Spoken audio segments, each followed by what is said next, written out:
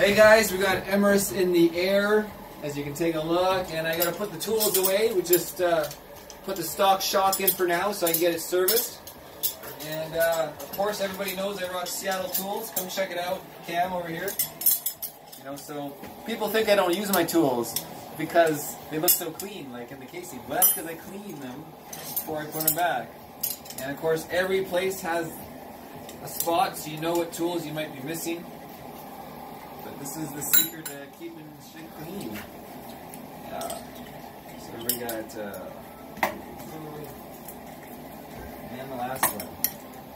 There you go. I got lots of wrenches out here. Yeah. And then more in here. Other stuff. Check out this drawer too. And then this one. Oh, missing something. Right? So you see it right away. Oh, yeah. You gotta find that punch. More. And of course that Imperial USA crap, right?